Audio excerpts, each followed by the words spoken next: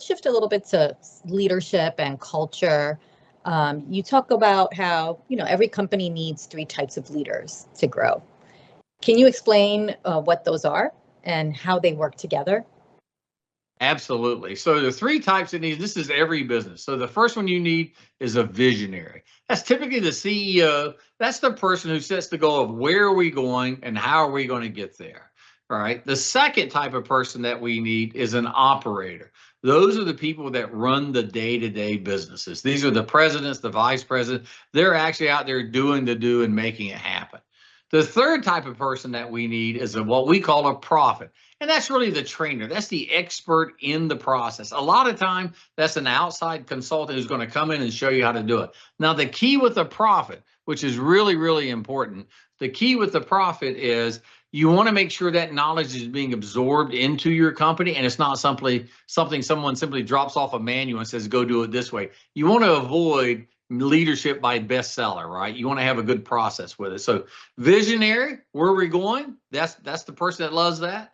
Operator, they're the ones who are going to do the work to get there. And finally, the person who knows how to do it, right? That's the prophet. So these are the three types of leaders needed, right? What do those roles translate to in the organization? So for example, go ahead. I was going to just say your visionary is your CEO. That's right. So a visionary is typically the person who looks at the strategy and the future and is thinking about what good looks like, right? How do we get there? There's a couple key pieces that visionary has to do. So first is they have to determine, is it possible? Do we have a balance sheet? Do we have a team that can actually get us there? Is our P&L successful to do it? Because the number one thing that the visionary has to make sure is we don't run out of money. You got to have cash to go do it. And you have to have a big enough balance sheet to accomplish whatever it is that you feel. So you're going to buy companies, you got to have the wherewithal to buy them. You're going to do organic growth, you got to make sure the company is set up for it. Now, an operator is the person that shows up every day and is reaching out and working with the customers, working on the operations. They're the people actually running the business. They're the unsung heroes, right? These are the folks that get up and make sure the donuts are made on time, the trucks are going out on time, all that you need with it. Those are the operators with it. And then the final one is a prophet, right? So a prophet is someone who's an expert, a subject matter expert. Sometimes they call them SMEs or SMEs, right? These are the folks that probably have a broad background, deep knowledge. It could be in lean, it could be in 80-20, acquisitions, whatever it is. Those you bring in, and what a CEO and an operator, what a visionary and an operator really want to make sure happens is that the knowledge that they bring in gets captured in that company. Sometimes they hire these people and they go on staff, and you'll see that all the time. Other times it's just a short-term assignment. But it's easier to bring in a third party because the knowledge is already known. The process is already known. You don't have to reinvent the wheel. So you got to make sure they align with where you want to go. You got to make sure that they are bringing in a tool that you can actually use. But if you can find expertise and bring that in from the outside, you'll go a lot faster. And you mentioned that you spent some time in the Navy. I did. What lessons from your time in the Navy still shape your approach to business leadership today? Oh, so much. It's funny. I was a kid when I went in. I was 18 years old, and I hated it. I hated every second of it.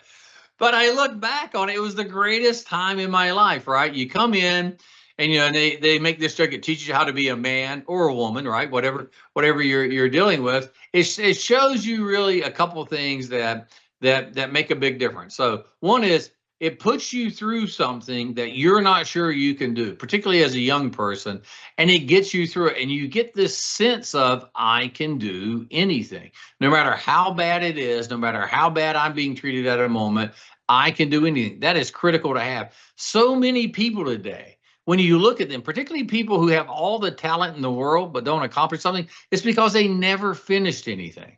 The Navy is going to make you finish something, right? And really any of the armed service. The second one is attention to detail.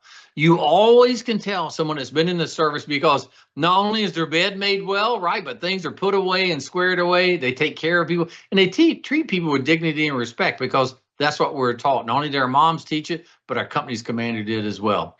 And the third piece is it makes an adult out of you, right? It takes you out, takes you around the world, puts you in situations you've never been in before, but it gives you this safety net that you can't get anywhere else, because at the end of the day, no matter how silly you are and what bad decisions, up to a point, you get to come back at night. They still give you clothes to wear and food to eat and a place to live, right? So you can spend all your money, still go back to work on Monday morning. So it is truly a fantastic, honorable thing to do. You get to serve your country. It'll make you proud for the rest of your life.